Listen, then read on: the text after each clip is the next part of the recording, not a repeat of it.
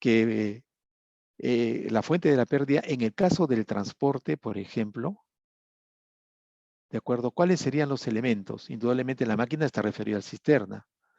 El material ya sabemos cuál es.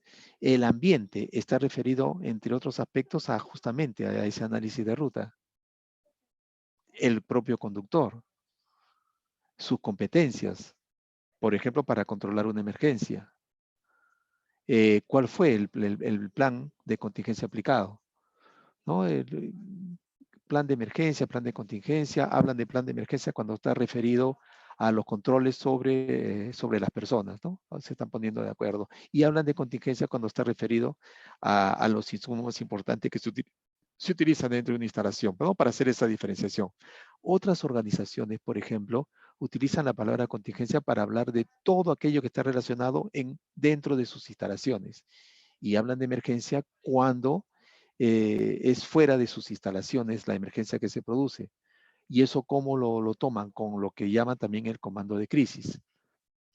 Todos estos aspectos están no solamente regulados, están especificados en la NFPA correspondiente. Entonces, todos estos aspectos que estamos mencionando es parte de ese análisis de riesgo, donde ustedes pueden aplicar, por ejemplo, los 5 porqués, donde ustedes pueden aplicar también, por ejemplo, le pine pescado, o donde pueden aplicar el modo de falla y efecto, ¿de acuerdo? Eh, hay diferentes métodos. Pues entonces, ¿en qué consistía este trabajo? Justamente en que ustedes en buscaran en Internet cuántas metodologías para el análisis de riesgos uno puede tener. Por ejemplo, el hiper también es un procedimiento que me permite hacer ese análisis de riesgo. ¿Por qué? Porque primero identifico el peligro en la actividad que está desarrollando un trabajador. Eh, Acá lo importante para esta metodología es la determinación clara de la actividad y la actividad es el qué tiene que hacer. Pero el trabajador, ¿dónde se va a accidentar? En el cómo hace el desarrollo de esta actividad. Ese cómo lo hace es la tarea. Ejemplo, tiene que jalar, tiene que poner, tiene que empujar, tiene que manipular. Por eso se usan los verbos en infinitivo. Y cuando tiene que manipular, ¿qué utiliza? Una herramienta, una máquina, un equipo, etcétera, etcétera. ¿Dónde? Ya se ve el locativo. Necesita energías. Si es eléctrica, contacto eléctrico, que puede ser directo, indirecto o estático, o cualquier otra fuente de energía. Físico-químico, quiere decir que ese material en emergencia puede combustionar. Entonces, el hiper me sirve justamente para hacer ese análisis de riesgo. ¿Y cómo hago ese análisis, cómo hago esa evaluación del riesgo?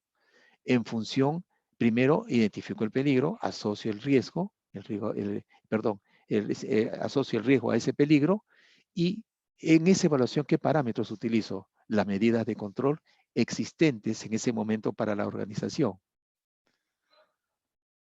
Entonces, otra forma de aplicar análisis de riesgo laboral es justamente la metodología, es el hiper. Otra manera que utilizan ya desde el punto de vista operativo, por ejemplo, es el análisis de seguridad en el trabajo, análisis de trabajo seguro. O sea, hay diferentes herramientas, el what if, y si es un tema eminentemente operativo, un HACCP.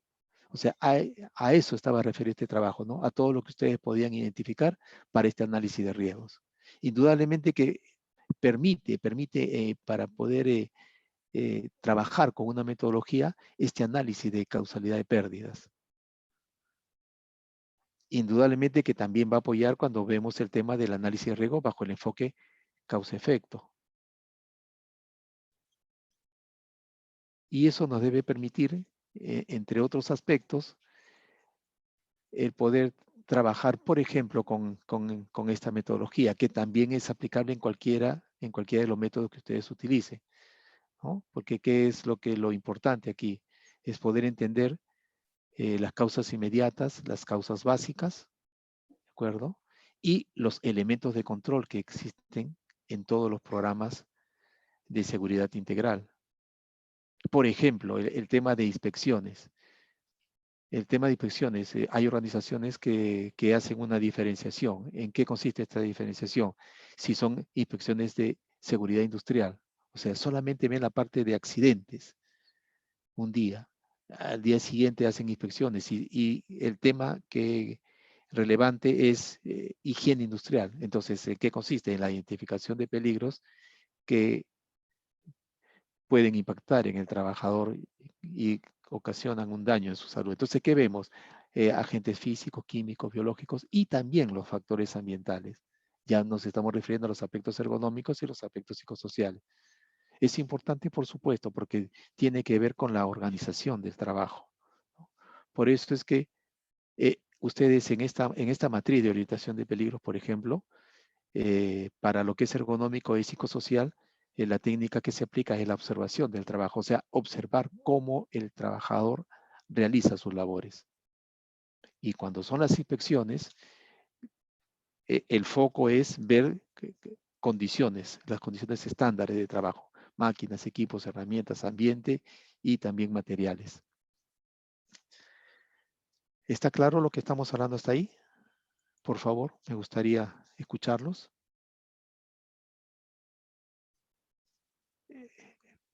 La señorita que hizo la pregunta, discúlpeme, ¿puede aperturar su micro, señorita Sandra? ¿Está Sí, más claro lo que estamos hablando? sí, profesor. Entonces, de lo que se trata es eso, ¿no? De las metodologías existentes y poder entender cuál sería la más aplicable posiblemente a la organización donde me encuentre, ¿no? Me encuentre desarrollando el trabajo. Estimo que el accidente que ustedes han tomado para hacer esta primera parte, esta investigación, les permite justamente esa información, porque ahí está especificado cómo se investigó el accidente. Ese cómo se investigó el accidente es un análisis de riesgos, y ahí ustedes pueden apreciar la metodología.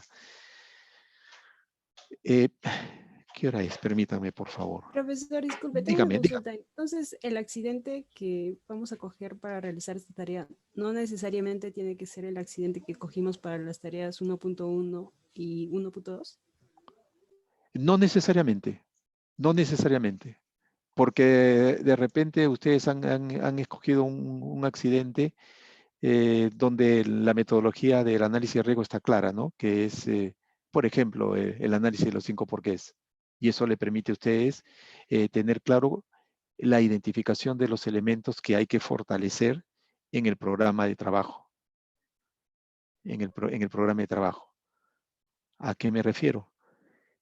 Que el análisis le permite a ustedes poder determinar justamente, ver si, por ejemplo, hubo un tema de debilidad en el liderazgo o un tema de debilidad en el procedimiento de trabajo. Si, por ejemplo, analizamos ese accidente que nos hizo referencia a la señorita con respecto a lo de Villa El Salvador, indudablemente que ahí hay un tema importante que está referido al análisis de la tarea, al procedimiento que se aplica, al tema de investigación.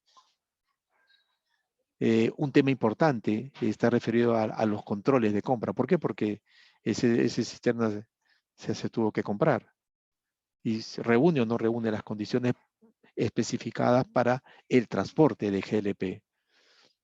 La persona estuvo entrenada, no estuvo entrenada, se hacían simulacros, no se hacían simulacros, existía ese procedimiento de emergencia. Tendrá que ver, por ejemplo, el tema de controles de salud. Y la respuesta es sí, ¿no? ¿Por qué? Porque nosotros todos los días envejecemos, lo cual quiere decir que podemos tener temas de salud. El accidente fue poco antes de las 6 de la mañana. Por eso es que mucha gente estaba dormida cuando hubo este evento. No hubo tiempo para poder hacer la evacuación correspondiente. Otro tema eran las personas que estaban alrededor del momento del evento, que por desconocimiento, el no saber qué hacer, también fueron parte, ¿no? Importante dentro de los lesionados. El tema de comunicación. O sea, como ustedes ven, hay varios de estos elementos, son 20 elementos. Ustedes ven el elemento 7 aquí, que es la preparación para emergencias. También ven ustedes un tema importante, que es el tema 8, que son las reglas de la organización. O sea, el análisis de riesgo nos tiene que dar justamente eh, todos los elementos necesarios para hacer las correcciones. ¿Está claro? Profesor, Sí, dígame, señorita Sandra. a ver, para poder comprender. Buscamos un accidente y buscamos una metodología que se aplique mejor a la evaluación, al análisis de riesgos del accidente. ¿Así está bien? Sí. Ustedes pueden utilizar el accidente que han determinado de estudiar. ¿De acuerdo? Lo que va a pasar es que cuando ustedes busquen en Internet otras metodologías, les va a permitir entender si el análisis que hicieron de ese accidente está completo o se necesita complementar con otras técnicas de análisis. El hecho de tener varias metodologías a ustedes les permite al final presentar un informe donde ustedes puedan inferir que, por ejemplo, ese accidente se necesita complementar para tener un análisis, porque de repente ustedes pueden llegar que la causa raíz no estaba claramente identificada. Miren, vamos a hacer algo. Yo ahorita en estos momentos ya estamos en la primera parte. Permítame, por favor, eh, porque tengo que hacerlo. Es que 15 a 16, permítame, entonces vamos a ver acá, vamos a hablar de análisis.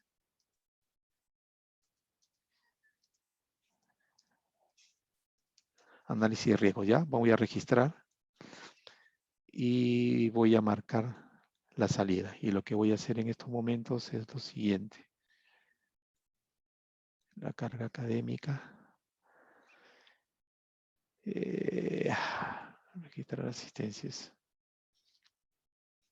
Ya está registrado y vamos a ingresar a esta segunda parte. Esto lo dejamos para después. Quiero mostrarles un tema para que vean ustedes la importancia. ¿Han tenido la oportunidad de ver ese incendio en una plataforma marina? ¿Sí? ¿No? No. Ya, No. permítame, por favor. Permítame, por favor.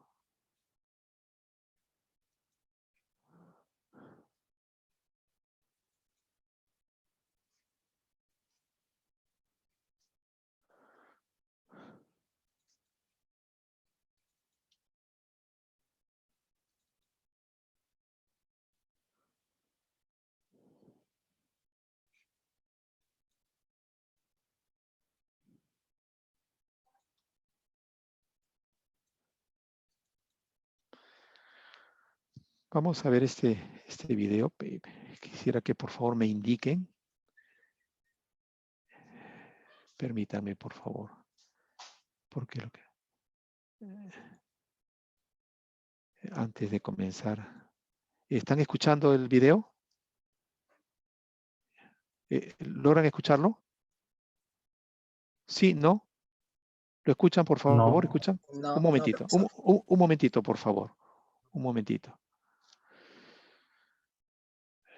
Lo que tengo que hacer aquí es lo siguiente.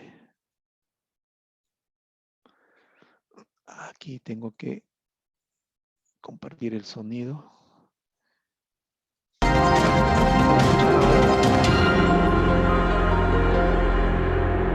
¿Logran escuchar, por favor?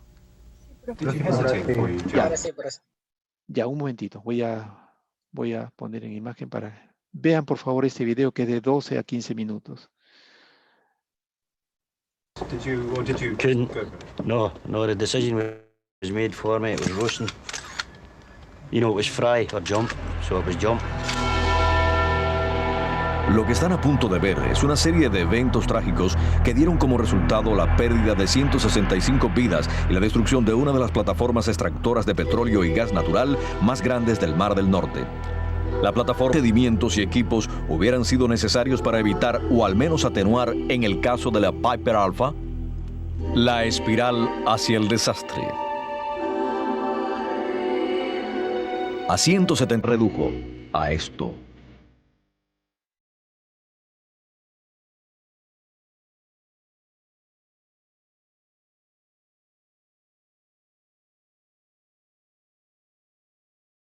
La plataforma estaba integrada por 4 módulos separados por paredes resistentes al fuego. Fue diseñada para que las operaciones más peligrosas, como la perforación, por ejemplo, estuvieran tan lejos del módulo habitacional de la tripulación como fuese posible. Al ser modificada para la extracción de gas natural, parte del equipo de compresión, no obstante, fue colocado cerca de áreas riesgosas como la sala de control. Lamentablemente, las consecuencias fueron trágicas. Varias semanas antes del 6 de julio, el equipo de Piper Alpha instaló operaciones de soldadura, así como algunos cambios en la rutina operativa normal. La plataforma no fue cerrada durante los trabajos y se habían reportado varios escapes menores de gas, aunque esto no fue considerado inusual. El 6 de julio, también sería al terminar su turno, el ingeniero llevó el permiso detallado para la válvula de escape de presión a la sala de control.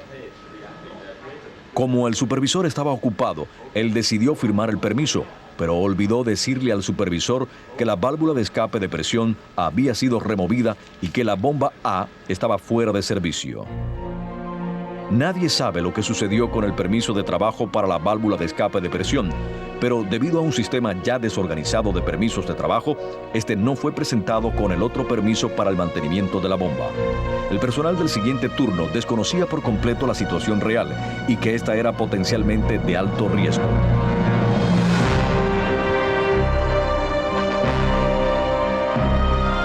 El sistema de los permisos de trabajo en Piper había desmejorado. No estaba funcionando bien desde hacía muchos meses. De hecho, no enfocaba de manera adecuada los riesgos involucrados en el proceso antes de presentar una solicitud y, de otra manera, muchas de las cosas que ocurrieron no hubieran ocurrido jamás. Y tal parece que todo el asunto fue tratado como una formalidad. Esa tarde, otro hecho irregular tuvo lugar. Como las demás plataformas, Piper Alpha contaba con un sistema automático de extinción de...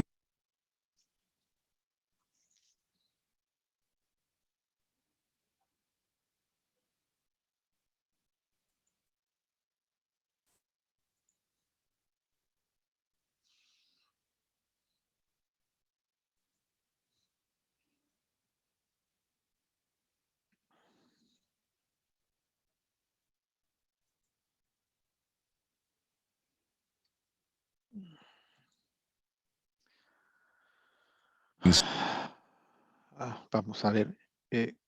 Vamos a conversar con ustedes un rato, por favor. Hasta aquí.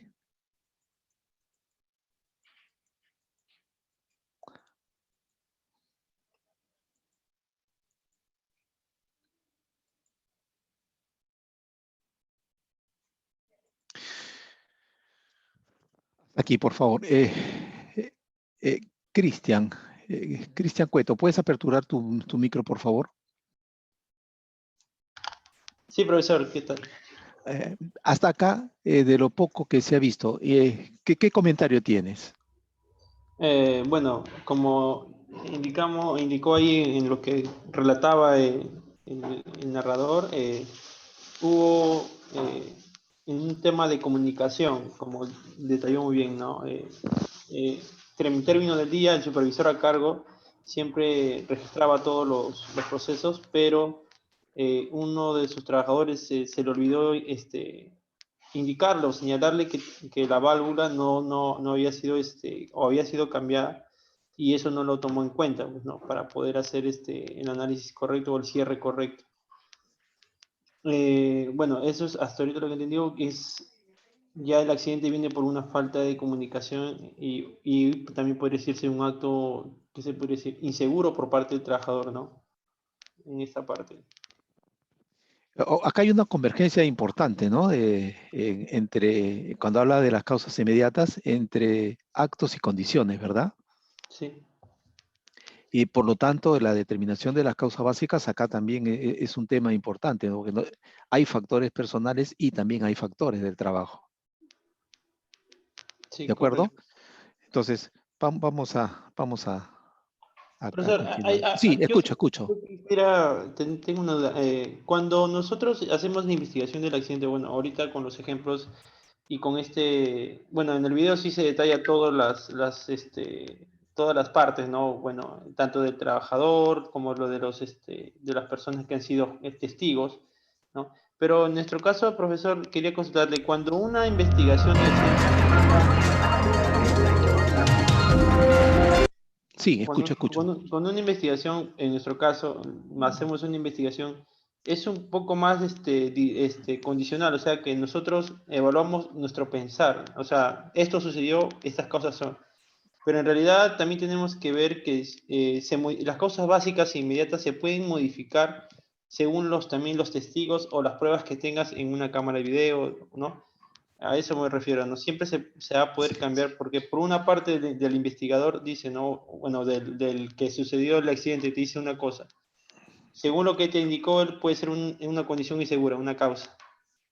Pero de los testigos y de las cámaras que tú puedes tener, dice, no, ha sido un acto inseguro. Entonces, ahí va mi pregunta, ¿no? Nosotros cuando nos ha dejado la tarea de hacer el accidente, investigar accidentes, va a ser solamente con una dirección, ¿no? Porque faltaría la parte de los testigos, de repente, ¿no? Uno se equivoca, ¿no?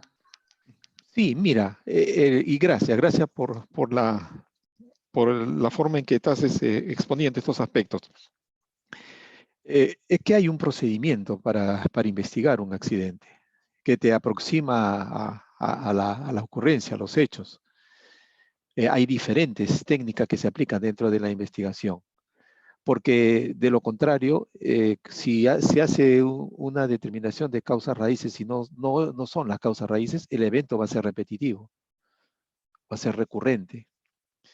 Por eso es que es necesario no solamente el tema de testigos, sino todos los medios posibles que hay dentro de que existen dentro de una organización. Y es lo que y es lo que estás mencionando. Seguramente que parte, porque es necesario, dentro del equipamiento, por ejemplo, de actividades críticas, qué es lo que necesita qué es lo que necesita la organización para poder hablar de control.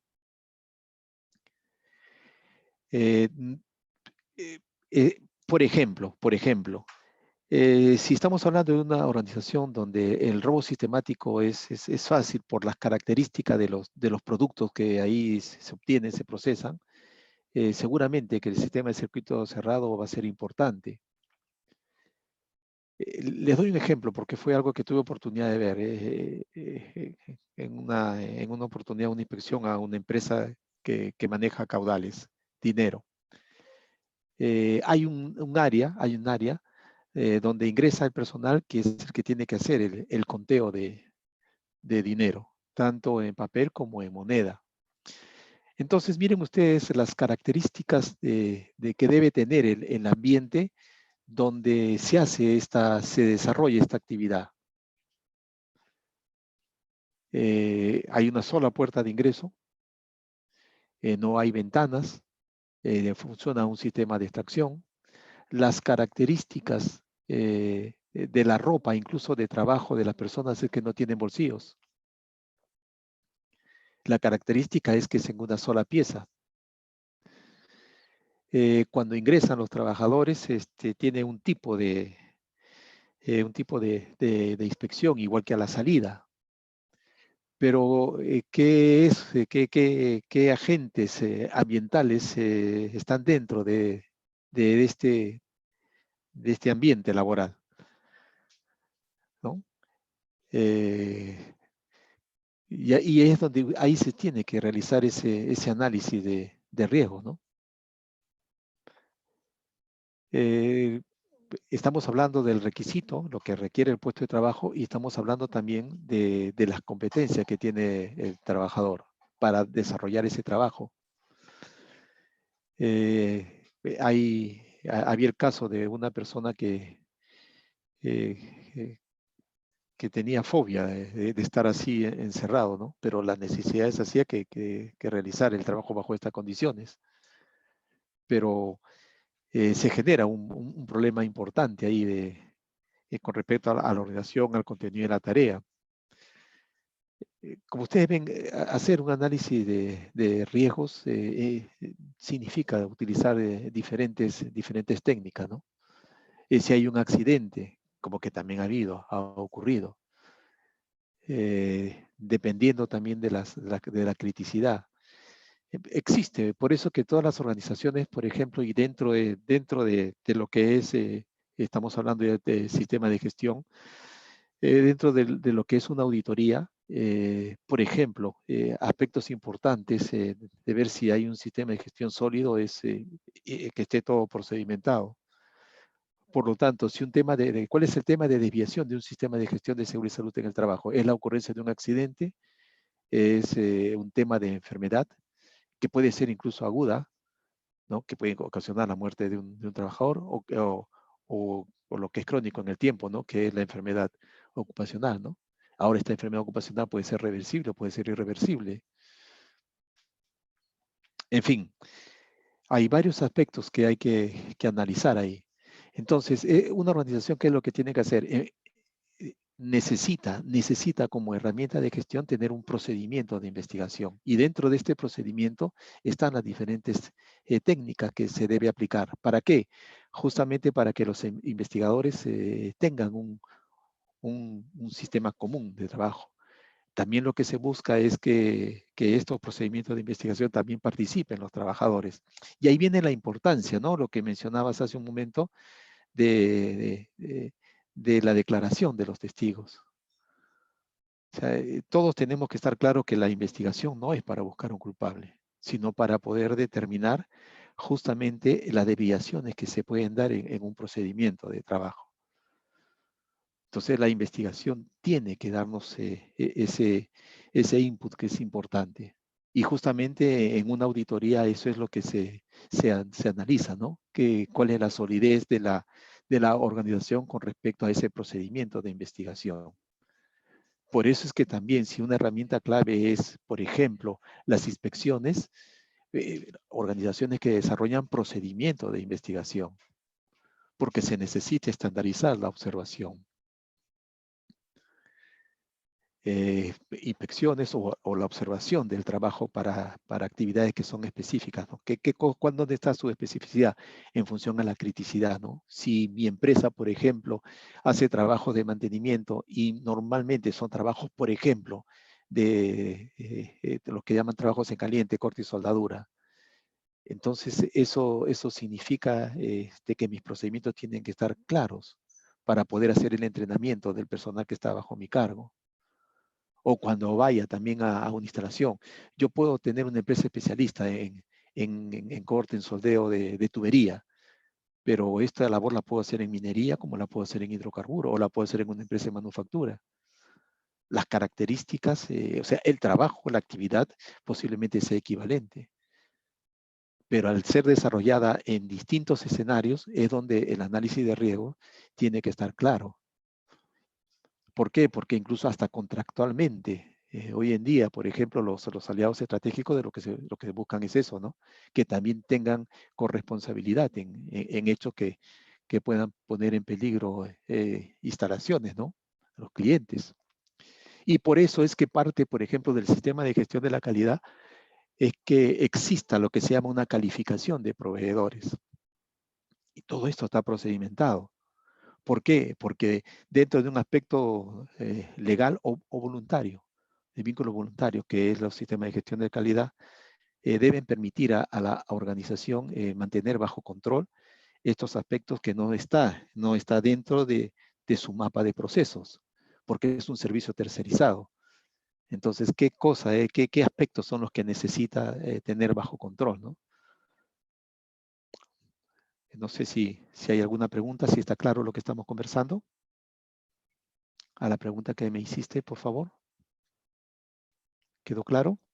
Sí, profesor, todo claro. Es que hay mucho, aparte de la metodología de investigación, siempre he pensado que tiene que ver mucho el tema de factor personal, y esto lo ha dicho, ¿no? Tanto el tema del trabajador, por ejemplo, ¿qué pasa que en una investigación el accidentado y el testigo son, bueno, los mejores amigos, ¿no? Imagínate.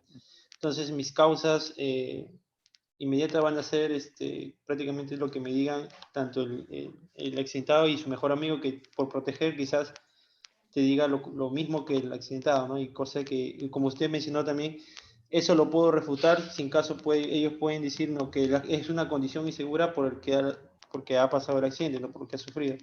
pero en mis inspecciones internas todo el ambiente laboral está en óptimas condiciones, pues, ¿no? Ahí viene la contraparte que este indicó, ¿no? Sí, por eso es que tiene importancia, por ejemplo, los permisos de trabajo.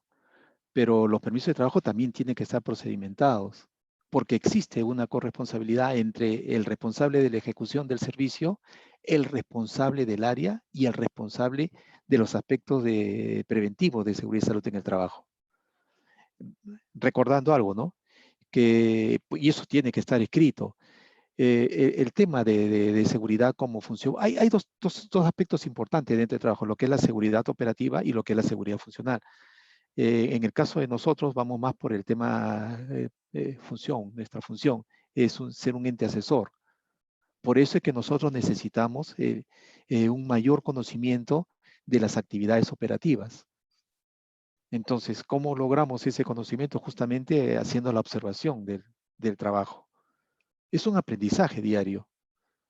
Entonces, ¿qué cosa ocurre? Que hay muchos trabajos que son rutinarios, donde las organizaciones, por ejemplo, no tienen procedimiento de trabajo. Pero nuestra ley, que lo vamos a tocar en el segundo y tercer, después del examen parcial vamos a tocar, en nuestra legislación está bien clara, que cuando habla del análisis de riesgo, cuando habla de aspectos preventivos, cuando habla de competencia de los trabajadores, cuando habla de las obligaciones del empleador. Lo que es la formación laboral, ¿no? Cuando hablamos de formación laboral, no solamente es un aspecto teórico, es un aspecto importante de entrenamiento. Hoy en día las inducciones en nuestro país han cambiado. ¿Y por qué han cambiado? Por la misma necesidad, ¿no? Entonces, hay un aspecto teórico que es importante que la tenga el trabajador como fundamento, pero el entrenamiento, la parte práctica, es lo que se puede complementar. En algún momento, por tema de trabajo, en la refinería de la Pampilla, esto debe ser el año 1985, se iba a hacer un trabajo importante de mantenimiento de planta. Debido a un tema de costos, se tuvo que hacer la refinería, los responsables tuvieron que hacer un replanteo con respecto a los aspectos de control referidos a los contratistas. Un tema importante era el tema justamente de corte y soldadura. Y uno de los buenos supervisores en esta área, Luis Florian, él, por ejemplo, solicitó, llevó ciertos tramos de tubería, los llevó a la playa, y eran 7 empresas contratistas que estaban postulando, y lo que él hizo fue evaluar las competencias de los soldadores, ¿no? Que no solamente tiene que ver con la costura, que tiene que ver con pulso y una serie de aspectos importantes, ¿no? También el radiografiado, en fin, esto es toda una técnica. Y él logró mediante este ejercicio poder determinar 3 empresas que eran las que calificaban mejor la realización de este trabajo por los trabajadores que tenían en sus planillas. Y ya el aspecto económico ya lo vio, otra área, ¿no? Otro sector. Y eso fue el aspecto técnico. Este input recibido a mí me dio la oportunidad de, cuando estuve en Trompeteros en los años 87 a 90, se dio también un planteo similar, ¿no? Con empresas contratistas. Y afortunadamente dentro de las instalaciones había uno de los soldadores que era excelente, un señor que apellidaba Dobladillo. Yo solamente mencioné lo que había visto en la Pampilla, y se hizo algo similar con las empresas contratistas en Trompeteros. Y quien hizo la evaluación, quien estuvo a cargo de esta evaluación de los contratistas fue justamente la persona más competente, ¿no? Que era este señor Dobladillo.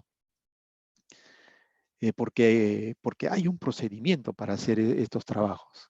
Entonces se hizo una evaluación de todo lo que estaba procedimentado, una evaluación de las competencias de los soldadores, y ya el aspecto económico ya no se vio en campo, ¿no? Solamente se ve, eso lo veían en la localidad de Iquitos, ¿no? Pero bueno, lo que quiero comentarles es que es un aprendizaje diario, ¿no? El que nosotros necesariamente necesitamos. Y nosotros necesitamos tener planta, ¿no? Caminar por planta. Y lo que ustedes plantean, ¿no? O sea, ese elemento de comunicaciones y de coordinaciones son elementos que fortalecen un sistema de gestión. Entonces, necesitamos tener esa expertise, ¿no? A través de personas que son los que enseñan el trabajo en el día a día. Y más aún cuando son actividades rutinarias, ¿no? Las actividades rutinarias, pues. Eh, si es una empresa que se dedica a labores de corte y soldadura, pues esa es su labor rutinaria. Sin embargo, dentro de una operación no es rutinaria, eso es algo que es no rutinario y que se puede dar porque las empresas tienen su propio departamento de mantenimiento, pero para hacer labores correctivas inmediatas y sin mucha envergadura en cuanto de repente a severidad, ¿no? Incluso las características mismas de tubería, ¿no? ¿Por qué? Le doy un ejemplo. Cuando se trabaja con inoxidable se usa el argón. Entonces, eh, quiere decir que necesitamos tener claro estos aspectos de análisis de riesgos. ¿Está claro? ¿Algún comentario, por favor? La tubería abierta fue sellada temporalmente. Otro permiso fue procesado esa mañana para la bomba. Este contenía los detalles del mantenimiento de 2 semanas que no había comenzado aún, cuando su cuadrilla de trabajadores de escape de presión había sido removida y que la bomba A estaba fuera de servicio. Nadie sabe lo que sucedió con el permiso de trabajo para la válvula de escape de presión, pero debido a un sistema ya desorganizado de permisos de trabajo, este no fue presentado con el otro permiso para el mantenimiento de la bomba. El personal del siguiente turno desconocía por completo la situación real y que esta era potencialmente de alto riesgo.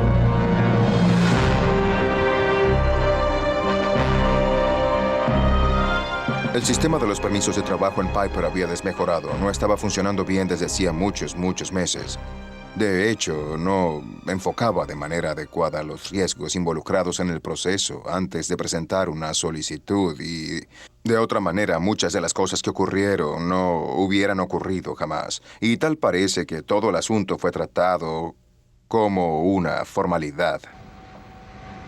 Esa tarde, otro hecho irregular tuvo lugar. Como las demás plataformas, Piper Alpha contaba con un sistema automático de extinción de... Ay, está fallando, está.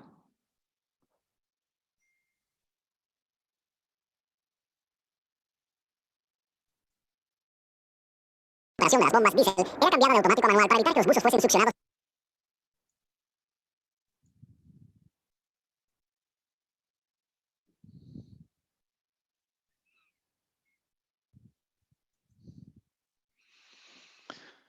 Ah, disculpen, está con problemas este video.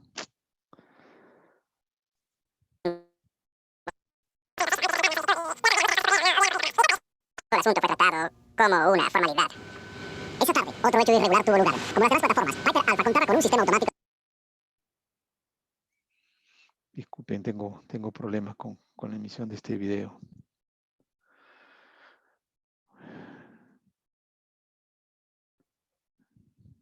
Es una lástima. No sé si podemos ver lo siguiente. Permítanme, por favor. Vamos a ver si lo podemos ver.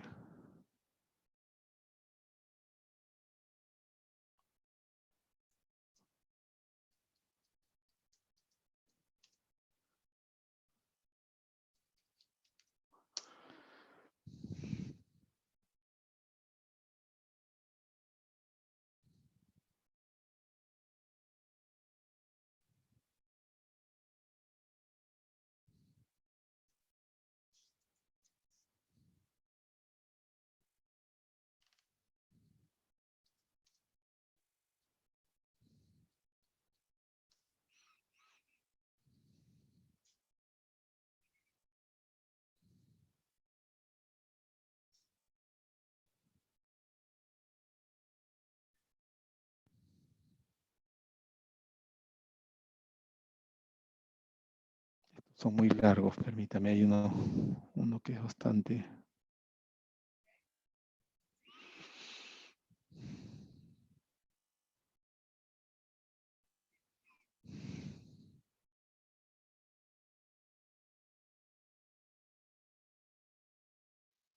July 6th, 1988. 120 miles northeast of Scotland. ¿Están viendo, por favor, el video? Piper Alpha oil rig. At 14,000 tons and 2.5 times the height of the Statue of Liberty, it is one of the largest rigs in the world. Piper Alpha was the world's most successful oil rig. What that means was that in a single day, Piper Alpha produced more barrels of oil than any other oil rig or oil platform in the world. A crew of 226 rotate shifts to keep the oil and gas flowing. Jeff Bollins is the chief control room operator that evening. At 9:45 p.m., Jeff suddenly hears an alarm, indicating a problem with one of the rig's condensate pumps. Them condensate injection pumps tripped more than any other equipment we had. No panic, we knew we needed to get it back on because it was going to start affecting production. That evening, Pump A is offline for maintenance, leaving just Pump B working. The same pump that's now been shut down by the alarm's trip system. The condensate pumps were an integral part of the production facility. You couldn't have them both offline for any great length of time without shutting down everything.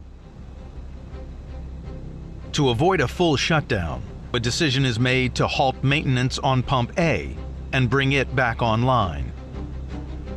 But what nobody knows is that Pump A has a fatal flaw. During maintenance, its safety valve has been removed, meaning that there is nothing to stop thousands of cubic feet of gas escaping into the atmosphere. The faulty pump is switched back on. Then, at 9:55 p.m., disaster. A spark suddenly ignites the escaping gas, and an explosion rips through the rig.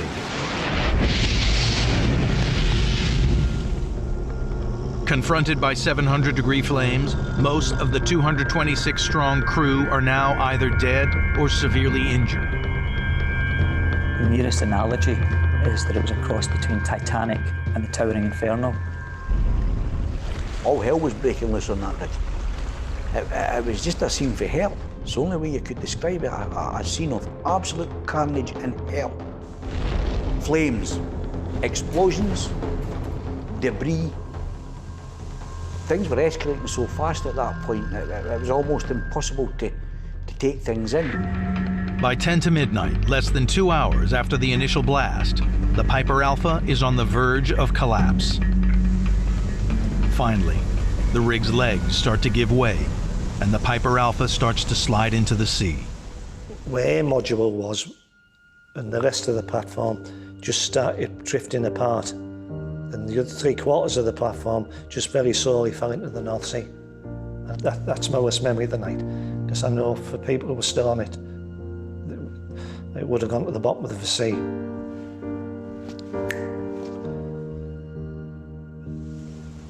A total of 167 men lost their lives that night. Just 61 survived.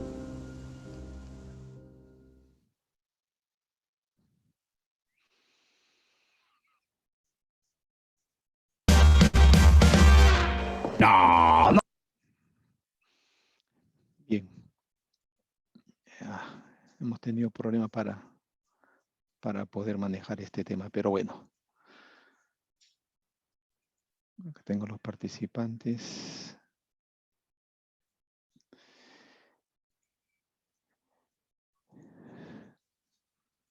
¿Están viendo mi pantalla, por favor? Sí, sí, se ve, profesor. Ok. Bueno. De repente podemos ponerlo y pues yo puedo, permítame explicarle por lo menos paso a paso.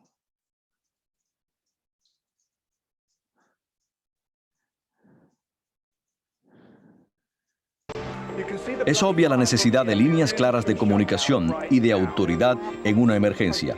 Un plan de emergencia y desastres bien escrito y ensayado, claramente entendido, con el uso del sistema de control de accidentes, habría cambiado el resultado de manera significativa. El empleo de simulacros regulares y supervisados de emergencia y de evacuación pudo haber identificado y corregido las fallas en los planes de emergencias y desastres de la torre, incluyendo la lentitud del brazo extensible del buque de seguridad Pharos. Los simulacros rutinarios de casos previstos e imprevistos pudieron identificar la necesidad de mejor comunicación entre el personal de la torre y de las plataformas cercanas y la sede. Dada la interconexión entre las plataformas del área, debió haber procedimientos de emergencia claramente definidos que habrían exigido la desactivación de las operaciones de transferencia en el caso de emergencias surgidas en una o más de las plataformas conectadas. Permítame, por favor, explicarles algo con respecto a esta ocurrencia. El tema se inicia con el mantenimiento de una de las bombas. Tenía dos bombas esta torre, ¿no? Las bombas A y B. El tema importante, y ustedes ahí escuchan, por ejemplo, que hablan de los aspectos rutinarios. Y cuando un documento, que es un documento importante de control, pierde su esencia.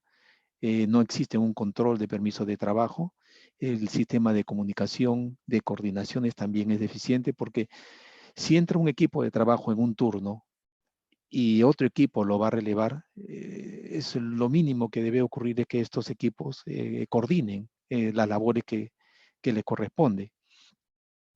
Aparte del tema importante es que en esta plataforma, debido a que se estaban haciendo labores importantes, pues estaba haciendo un cambio importante de procesos, a pasar de la parte no solamente iba a ser extracción de líquidos, sino también la parte de gases. Por eso es que incluso la estructura de la plataforma no se hizo una reevaluación de riesgos. Incluso el diseño que se aplicó en la investigación, así lo menciona el investigador, porque quien hace la presentación del tema es el investigador de este hecho, menciona de que no se le dio importancia a una reevaluación para hacer este cambio de proceso. Un tema importante es que debido a labores importantes que se hacían, el sistema contra incendio se ponía en posición de, se le quitaba el automático y entonces había que hacerlo manualmente ante cualquier necesidad. Y esto era porque había buzos en la parte haciendo labores importantes, ¿no? Entonces la extracción con las bombas, etcétera, si hubiera una emergencia, pues iban a ser ellos succionados. Por eso es que cuando ocurre la emergencia y logra controlar el operador de turno, logra controlar realmente al colapsar la parte importante del módulo donde se supone que está el elemento de protección más importante de la torre, al fallar estos aspectos, entonces por eso se le llama espiral hacia el desastre. Ustedes ven aquí otras torres, aparte del Piper B. Claymore y B. Tartán. Estas torres siguieron operando, por lo tanto siguieron presionando en las líneas. La investigación demuestra de que si estas torres se hubieran dejado de bombear, hubiera tenido mejor oportunidad para un control. Pero ese control también era inexistente porque al estar las bombas en manual, la bomba del sistema contra incendio, no tenían esa oportunidad de respuesta. Es más, dentro de los aspectos hay dos trabajadores que van hacia el sistema de la bomba para ponerlas operativas, pero nunca más se volvió a saber nada de ellos, ¿no? O sea, fueron parte de las víctimas. En líneas generales, aquí lo que nos está hablando dentro de este análisis de riesgo es una serie de debilidades dentro del sistema de lo que son los sistemas de control de esta plataforma. Y si nosotros vamos a este aspecto donde se analiza, por ejemplo,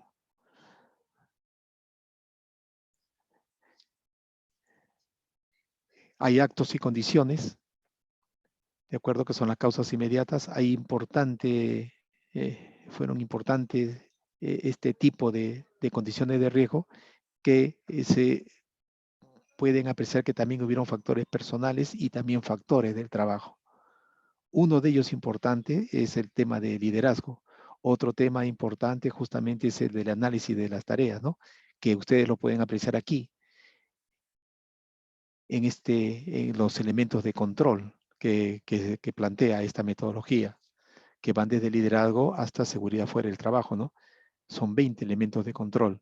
Entonces, justamente de lo que se trata es que ustedes puedan analizar en esta ocurrencia qué pasó, por ejemplo, con el elemento inspecciones, qué pasó con el elemento entrenamiento de la administración. ¿Por qué? Porque siguen realizando las labores importantes de bombeo, porque los gerentes no tenían la autoridad para parar el bombeo. Porque si paran el bombeo, puede significar de repente que la producción, al verse paralizada, incluso las bombas puedan dejar de operar y se generaría un gran problema operativo. Entonces acá hay un tema importante entre lo que es la producción y lo que es la seguridad, que es lo que ustedes pueden analizar acá dentro de los comentarios. Vamos a escuchar algo más. Para evitar tragedias como esta, sus instalaciones deberían desarrollar, implementar y revisar un procedimiento global de seguridad que incluya análisis de riesgos del proceso y revisión del diseño, imponer con rigor los procedimientos de permisos de trabajo, dirección de los procedimientos de cambio con la exigencia de una revisión total de toda modificación de equipo, procesos, operaciones y productores. Procedimientos bien documentados y sencillos de operación y de desactivación de emergencia, procedimientos generales de emergencia y de desastre que incorporen el sistema de comandos para accidentes con papeles, responsabilidades y líneas de autoridad claramente definidos. Simulacros regulares de emergencia y de evacuación y simulacros para situaciones previstas e imprevistas. Las políticas y procedimientos de seguridad solo son efectivos si son entendidos, implementados y revisados, es decir, deben ser administrados agresivamente. Eso exige el compromiso y la participación de todos, desde el presidente hasta el guardia de seguridad. Cualquier falla.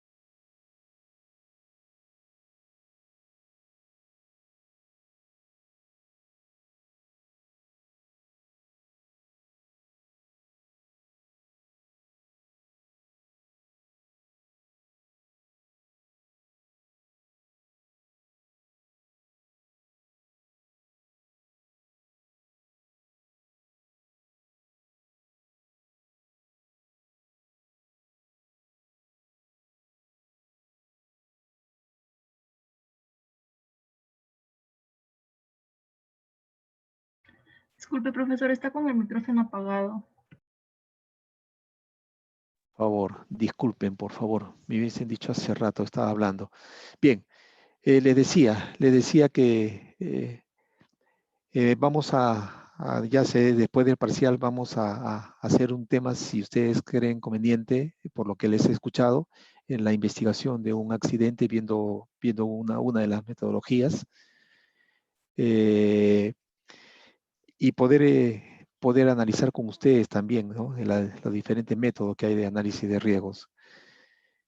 porque el tema para nosotros son sistemas de gestión, pero dentro de los sistemas de gestión, cuando se establece el plan de auditoría y se busca lo que se llama el hilo conductor, es justamente poder ver todos estos aspectos desde administrativos hasta operativos, ¿no? Dentro del mapa de procesos. Les decía, vamos a tomar 10 minutos de descanso y comenzamos nuevamente a las 5, por favor. Pero mientras tanto, yo les agradecería que ustedes anoten algunos aspectos que consideran relevantes y a las 5 empezamos a darle a ustedes lo interpretan, ¿de acuerdo? Y finalmente, para la última parte, vamos a ver el tema de hallazgos. Vamos a tocar el tema de OSA 18000 y ver cuál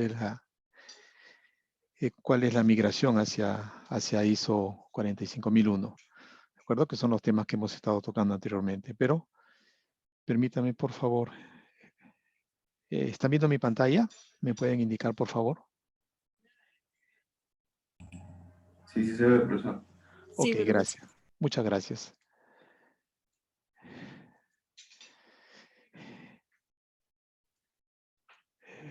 ¿Pueden leer el accidente? ¿Sí? ¿Lo tienen en pantalla? Sí, profesor. Bien, gracias. Ocurre de la siguiente manera este accidente. Es una dama que es la gerente del área de gestión del talento de una empresa importante, y ella transitaba desde su oficina hacia las áreas comunes de la zona de oficinas, ¿no? Existentes en este ambiente de trabajo. En ese momento ella resbala y cae pesadamente. Debido a que estaba con las manos ocupadas, en ese momento ella transportaba en sus manos un archivo de palanca y documentos diversos. El piso se encontraba en trabajo de mantenimiento, de limpieza, por lo tanto estaba mojado. Pregunta, ¿qué tipo de peligro es el que está presente en esa área de trabajo? El área TOC, ¿puedes por favor aperturar tu micro?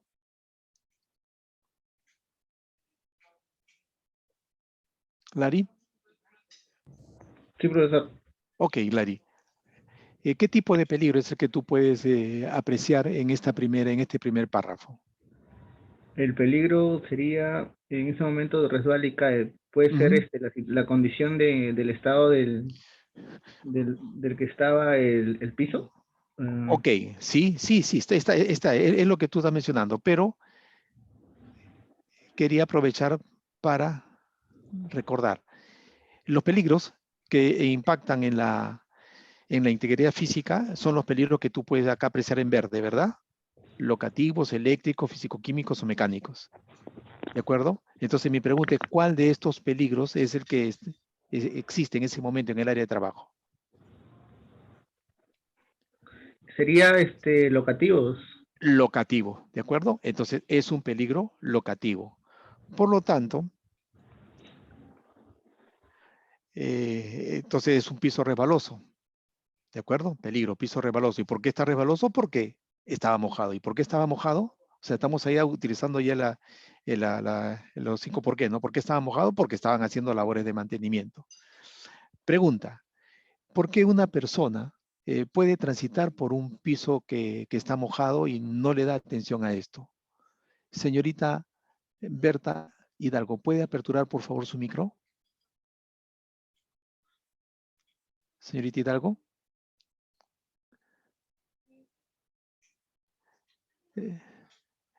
Señorita Claudia Melgar, ¿puede aperturar por favor su micro?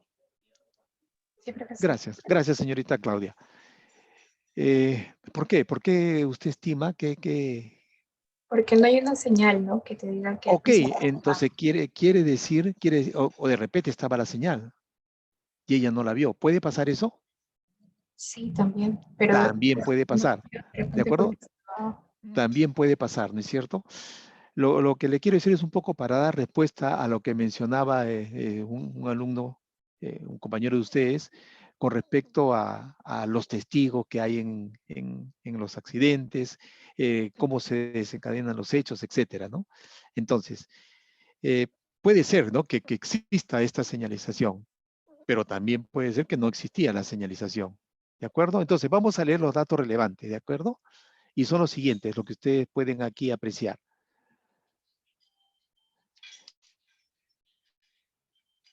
La persona, al sentir que caía, soporta todo el peso de su cuerpo sobre su brazo derecho. Debido al fuerte dolor, no puede reincorporarse por sí misma. Debido a ello, es socorrida por su compañero de trabajo, quienes la levantan y la sientan, ¿no?, sobre una silla. Ahora, el manipuleo que ella recibe de sus compañeros al ponerla de pie y sentarla hace que se intensifique su dolor, el dolor que sentía en el brazo derecho. ¿Qué hacen parte de los compañeros? Alguien comunica de inmediato al enfermero de la planta, quien acude al área del accidente y aplica los primeros auxilios, que consiste en estabilizar la lesión de la trabajadora para proceder a trasladarla al tópico de enfermería de la planta y proceder a la inmovilización del brazo y evacuarla a un centro asistencial. ¿De acuerdo? Cuando el enfermero ve la lesión, él nota que aquí se trata de que se había desarticulado, ¿no? Entonces, en el tópico de enfermería, el enfermero determina como diagnóstico inicial que la accidentada tiene una luxación a nivel del codo derecho. Entonces, la sintomatología instantánea es el dolor, impotencia funcional, una deformidad en el codo y aumento del volumen de la articulación. Por eso que, debido a ello, es que toma la decisión, porque tiene esa preparación de reducir la lesión realizando una tracción en el codo, llevándolo a una flexión y contratracción del antebrazo, trata de realizar la reducción del codo e inmovilizarlo. Inmediatamente realiza el entablillamiento y posteriormente se traslada a la paciente a la clínica para el tratamiento correspondiente. En el centro de atención, la radiografía que le toman a la accidentada determina triple fractura del húmero derecho.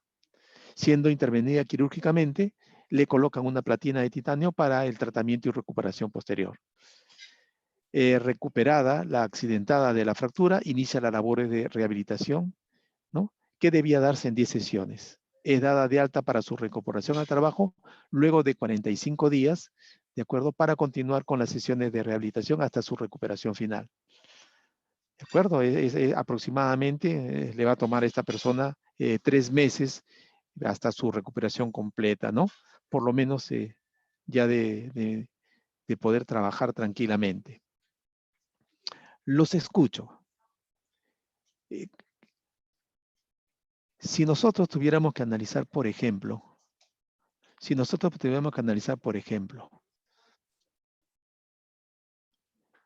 en este análisis, aplicando causalidad de pérdidas, ¿de acuerdo?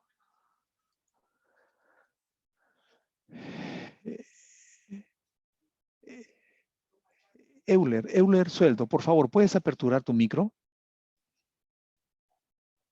Euler, ¿estás con nosotros? Sí, profesor. Ok, Euler. Coméntame, la causa inmediata del accidente. ¿Acto o condición? ¿O acto y o condición? La causa inmediata, profesor. Sí es. Creo que acto. Acto. Ok, ¿no había condición? También creo. Acto y condición sería entonces. Ok, ¿cuál sería el acto? En el acto creo que no había señales de advertencia, ¿no? O sea, Entonces, quiere decir que en una investigación que realice el alumno Euler Sueldo, seguramente que tomará nota de qué aspectos. Los controles administrativos de la operación, ¿verdad? Que está referido, de otros aspectos, a la señalización, a la señaléctica, ¿verdad? Será un tema importante para él, ver ese tema. También le interesaría saber, por ejemplo, cuál es el procedimiento de mantenimiento y limpieza de pisos. sí, profesor. Dentro de este procedimiento, también se podría verificar cuáles son los controles que se tienen que aplicar. ejemplo, la persona que hace mantenimiento de piso, ¿debería delimitar el área? Sí, debería. O sea, entonces quiere decir que es un debe, ¿no? En ese procedimiento debe ser parte del trabajo el que se delimite los pisos para que no haya personas que estén transitando por lugares donde se está haciendo este mantenimiento del piso, ¿no? Labores de limpieza, se están el piso mojado. ¿Qué más? ¿Qué más vería adicional a lo que estamos conversando?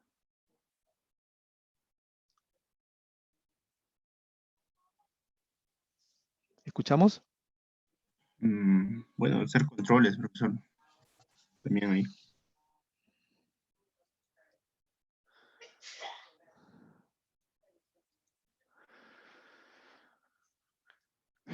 Pregunta. La actuación del enfermero que trata de reducir la lesión haciendo ese tema de tracción. ¿Estuvo bien? Sí, no. Porque él es el especialista, ¿no? En la aplicación de primeros auxilios. ¿Qué opina? Sí, estaba bien, profesor. Y entonces, ¿por qué termina esa paciente con triple fractura del húmero?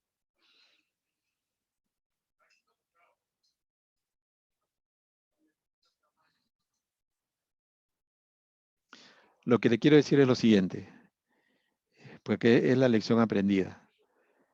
Realmente se necesita tener elementos importantes para poder realizar ciertas acciones. Cuando esta persona cae, posiblemente lo que ella tiene aparte del tema en el codo es fisura, fisuras en el húmero. Y al haberse manipulado de manera no adecuada, es que se genera la fractura, porque la lesión que ella tiene es en el codo. Sin embargo, ustedes pueden apreciar que ella termina, ¿no? ¿De acuerdo? Como dice acá el tema, ustedes pueden leer en el diagnóstico inicial que tiene el enfermero, es una luxación, solamente una luxación de codo. Por eso que él hace la tracción para hacer esa reducción. Es en la clínica, cuando le toman una radiografía, que se puede determinar que tiene triple fractura en el húmero. Y eso es lo que muchas veces pasa en los ambientes de trabajo. Pues, por ejemplo, esto que enseñó, que cuando una persona tiene una caída de esta naturaleza abrupta, el tema no es reincorporarlo. El tema es cierto, darle la mano, pero para que esta persona trate de incorporarse sola. Y si no puede incorporarse, simplemente queda donde está la persona accidentada. Profesor. Sí, señorita, diga. Disculpe, también los que fueron a auxiliar a la chica que había caído, debieron de ver primero si ellos estaban en un lugar seguro y no era un peligro también para ellos. Porque Lo que ellos usted también dice, podrían sí. haber sido accidentados. También. Y lo más importante es que ellos la incorporaron a la accidentada. O sea, no le dieron la mano para que ella trate de incorporarse sola. Y si no podía incorporarse, ahí quedaba en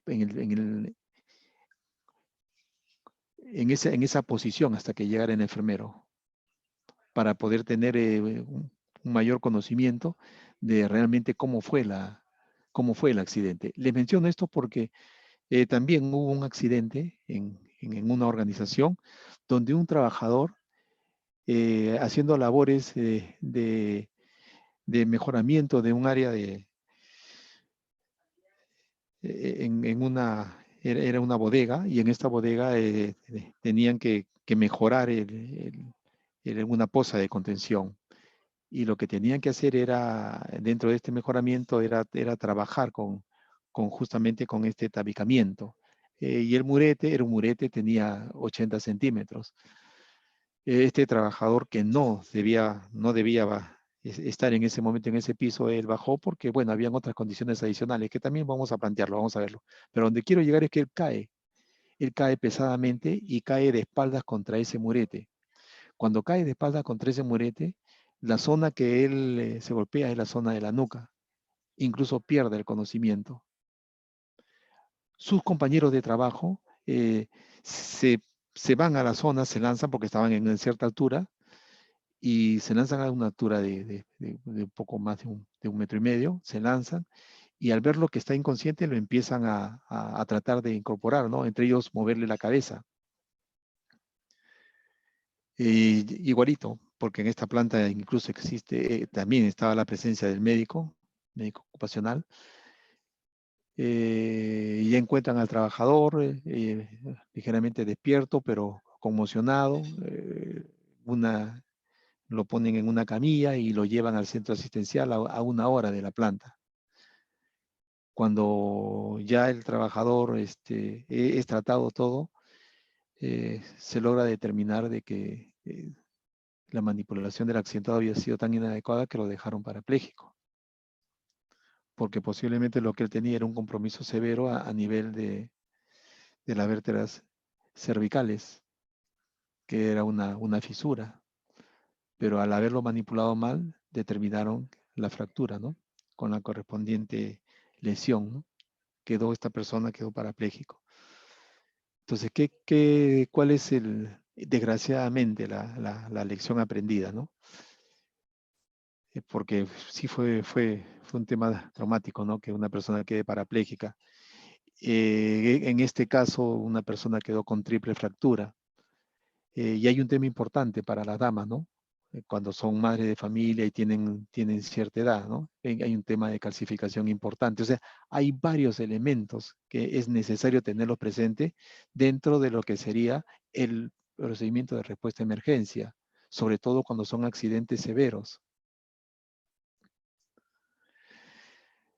Entonces, todas estas enseñanzas hacen pues que justamente se manejen incluso los simulacros, ¿no? Viendo estos aspectos. Hay organizaciones que incluso tienen trabajadores en un segundo o tercer nivel, y de repente por el peso de estas personas, ¿no? Imagínense una persona que tiene 120, 130 kilos y hay que evacuarlo. Entonces la camilla y condiciones. Entonces hay muchos accidentes que demuestran que las personas no están preparadas. Yo lo que dijo la señorita, ¿no? Que estas personas no solamente a la hora de tratar de ayudar, también pudieron ser parte de los accidentados, ¿no? Pero el tema acá específico estaba referido al apoyo que quisieron darle a la persona accidentada, en este caso a la gerente de esta área de trabajo. Seguimos analizando. Coméntenme, por favor. Los escucho. Cristian. Sí, perdón. Sí, escucho.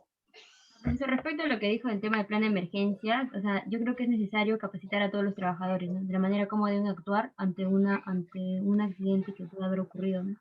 Yo puedo pensar que la misma señora que se cayó en su desesperación por no poder levantarse, pudo haber pedido ella misma la ayuda, ¿no? Para que sus compañeros la levanten, sin pensar en las consecuencias que iba a traer eso. Sí, señorita Sandra, gracias. Yo quería también comentarles algo que ocurrió en una planta, y era en las labores de cocina. Normalmente en la cocina siempre, esto ocurrió poco antes de las 7 de la mañana, quiere decir que estaban en labores de limpieza en la cocina, ¿no?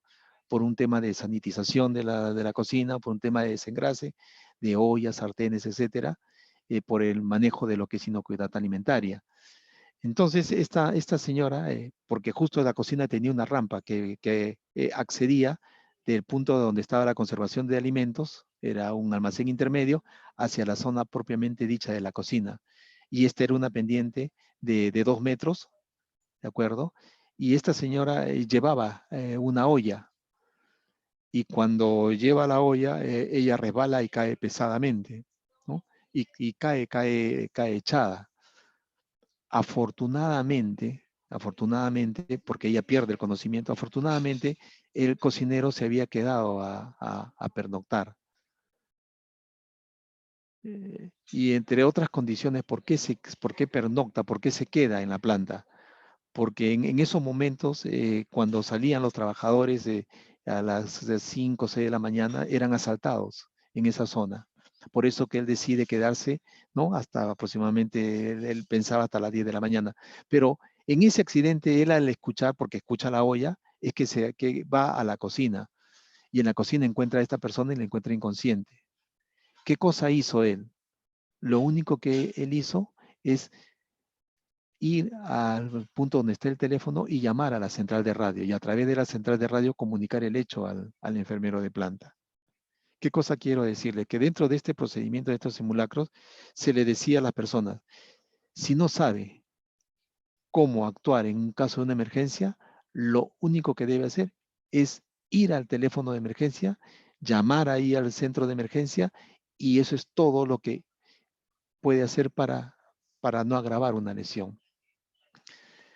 El desplazamiento del enfermero, porque esto fue un día domingo, determinó una buena evacuación de esta señora y llevarla al centro asistencial más cercano. Y miren, ella estuvo en observación por 48 horas dentro de este centro asistencial, pero ella tuvo un tema de más de un mes, porque se le movió toda la masa encefálica, de mareos y dolores de cabeza. Pero fue oportuno la actuación del cocinero que no trató de despertarla, ¿no? Simplemente la dejó ahí porque no sabía cómo tenía que actuar, pero sí sabía qué tenía que hacer, ¿no? Que era la comunicación oportuna. Entonces, este accidente que ustedes pueden apreciar, dentro de su lección aprendida, en los simulacros se mencionaba este aspecto, ¿no? Y lo mencionaban los enfermeros y el médico, ¿no?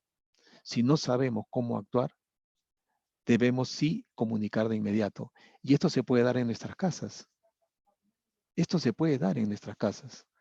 Si tenemos acceso, segundos pisos, etcétera, etcétera, una caída, porque una fractura cerrada ante un mal manipuleo puede terminar en una fractura abierta.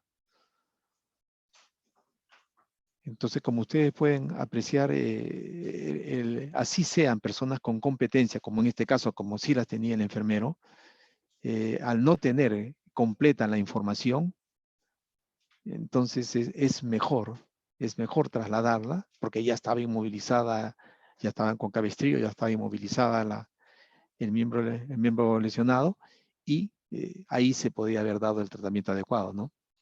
Se debió dar el tratamiento adecuado. Nuevamente, no estamos buscando un responsable, por favor. No estamos buscando un responsable, sino lo que se está tratando de tener claro es que en mi programa de seguridad integral, los elementos de control tienen que estar claros, porque si no, de lo contrario, ustedes ven en este caso, se pueden agravar las lesiones. Como pasó con ese señor que cae pesadamente y la gente le trataba de despertarlo y le movía el cuello y le golpeaba la cara, ¿no?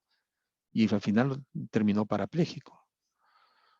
El caso de la señora ayudante de cocina, que afortunadamente el cocinero hizo lo que tenía que hacer, ¿no? Si no sabe cómo actuar y aplicar primeros auxilios, lo que él hizo fue llamar al centro, al teléfono de emergencia para que acuda, en este caso, el enfermero. Por eso son importantes los simulacros. Los simulacros nos permiten evaluar los procedimientos que tenemos, ¿no? Y estos simulacros deben ser hechos que nos acerquen más a ocurrencias, ¿no? Por eso es importante la determinación de emergencia que se pueden dar en una planta. ¿Qué cosa es un accidente severo? ¿O cómo se podría dar un accidente severo en una organización, en una planta? ¿O qué pasa si alguien hace un paro respiratorio? ¿Cómo tenemos que actuar? ¿O qué pasa si alguien se atraganta? ¿Cómo debemos actuar?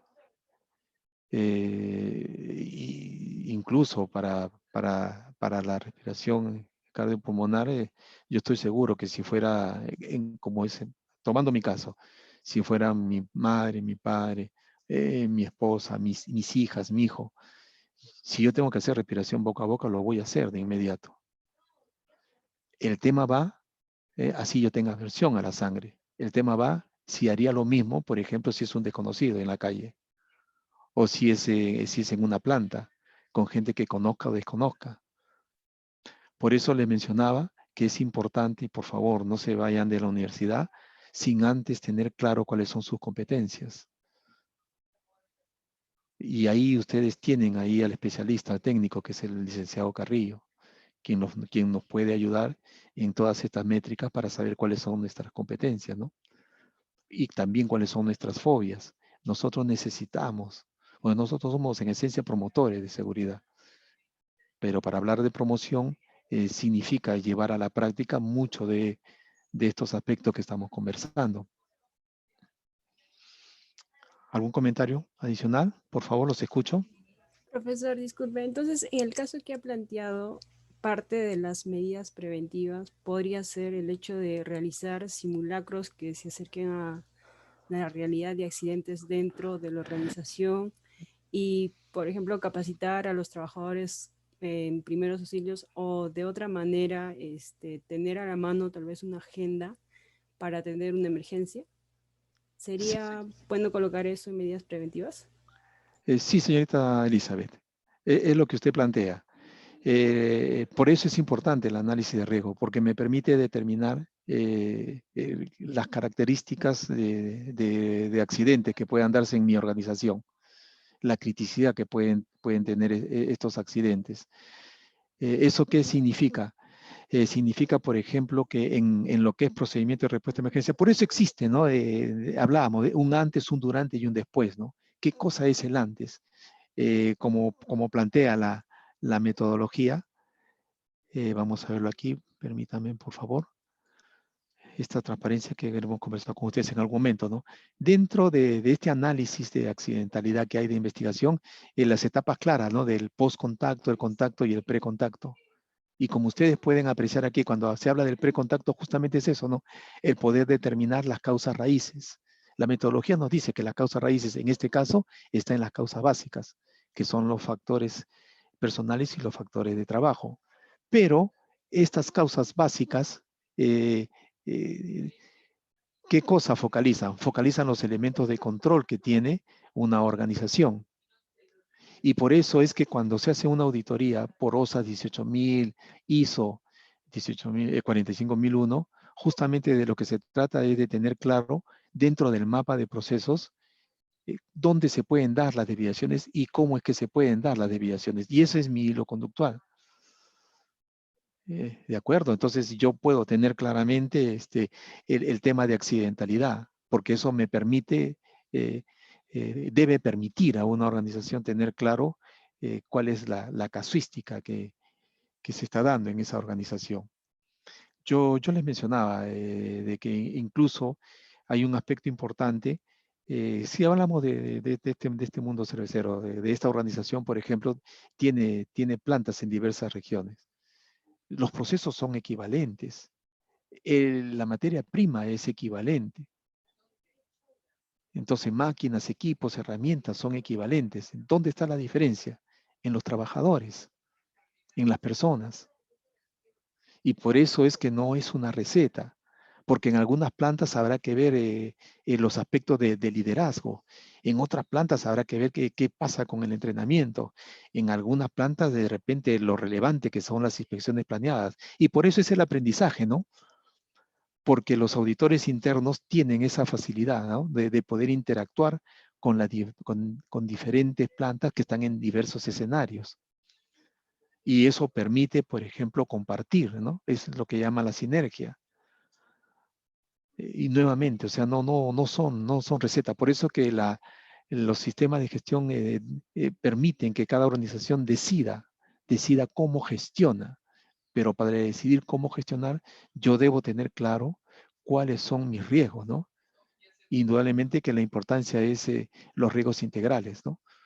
Y en algún momento conversamos con ustedes, hay organizaciones que manejan en lo que es universo de riesgos, los riesgos estratégicos, los riesgos financieros, los riesgos operacionales y los riesgos del conocimiento. ¿Esto cómo va enlazado? Porque hay organizaciones que, por ejemplo, tienen pilares para su desarrollo del negocio. Entonces, hay varios aspectos que son importantes y que todos están referidos a la base, ¿no? ¿Y cuál es la base? Un adecuado análisis de riesgos. Y hay diferentes metodologías al respecto, ¿no? Para poder hablar del análisis de riesgos.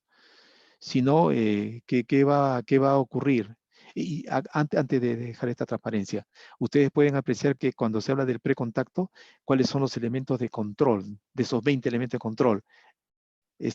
Acá ustedes pueden apreciar de liderazgo, entrenamiento, inspecciones, análisis, procedimientos, la evaluación de los programas, las comunicaciones con grupos, la contratación y colocación, el análisis de accidentes, control de salud, controles de ingeniería, comunicaciones personales y grupales, el control de adquisición y lo que llama también la seguridad fuera del trabajo, ¿no? Porque justamente se da en esa etapa, ¿no?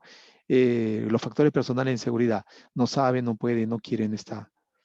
En todos se maneja el mismo plan motivacional, indudablemente que no. Porque estamos hablando, por ejemplo, si el factor personal de inseguridad es que no quiere el trabajador. ¿Y qué dicen, por ejemplo, los psicólogos? Que normalmente las personas que están en ese estado es por frustración y no necesariamente por el trabajo, porque eso está fuera del trabajo. Y normalmente son trabajadores competentes, quiere decir que saben cómo desarrollan su labor. Y es más, incluso tienen un criterio, un análisis importante con respecto a aspectos preventivos.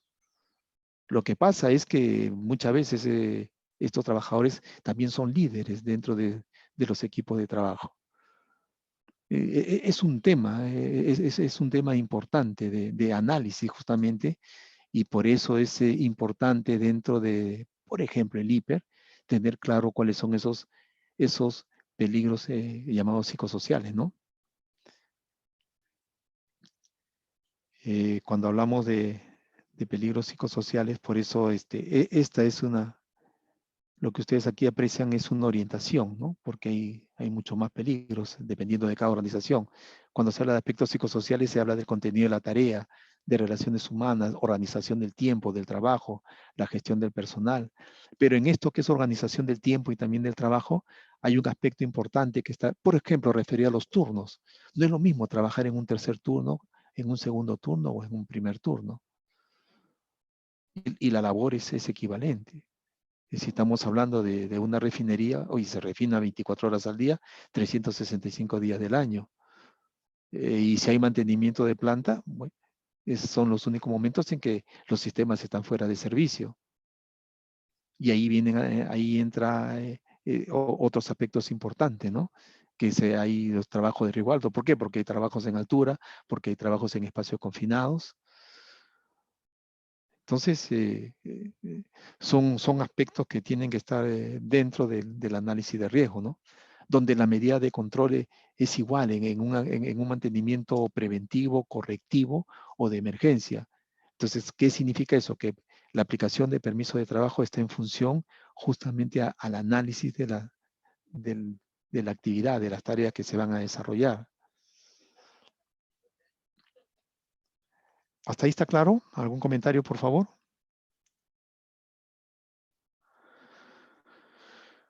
¿No hay más comentarios? Todo claro por mi parte, profe. Ok, Cristian, gracias. Entonces, como ustedes pueden apreciar, la investigación de accidentes es un elemento importante en lo que en la gestión, ¿no? Los elementos de gestión. Por eso es que en una auditoría al sistema de gestión de seguridad y salud que gestiona una determinada organización, un tema importante indudablemente que es la investigación de accidentes, ¿no? Cómo está procedimentada. ¿Quiénes participan de esta investigación? Y hay organizaciones que apuestan porque sea todos, ¿no? ¿Qué significa todos? Que mediante un buen entrenamiento, entonces quiere decir que todos al tener ese enfoque de investigación de hechos accidentales, les va a permitir trabajar mejor todo lo que es preventivo. Eso es parte de la cultura. Y la situación ideal es que todos participen con el reporte de incidentes. ¿Esto es nuevo? No, es una propuesta interesante que hizo el señor Beer, ¿no? Cuando habla de su pirámide de proporcionalidad, 1, 10, 30, 600. Él propone trabajar en la base de los 600 incidentes, casi accidentes. ¿De acuerdo? Pero él esta pirámide le hace en función a un aspecto importante, 10 años de estudio, porque él era el director de una empresa de seguros, analiza pues casi 1,5 millones de accidentes, donde están involucrados 1,5 millones de trabajadores, 197 empresas, 21 rubros importantes, 3.000 horas hombre trabajadas. Y por eso es que logra esta determinación. Antes lo hizo Henrys en los años 29, 30, pues le hablaba de 1, 29 y 300, ¿no? Por cada accidente inhabilitador o fatal, 29 accidentes con lesiones menores y 300 incidentes o accidentes. Pero ya con una mayor data, un mayor conocimiento, el señor Bide hace esta propuesta. Por eso que hoy en día, ¿qué cosas hacen en los diferentes países como el nuestro, ¿no?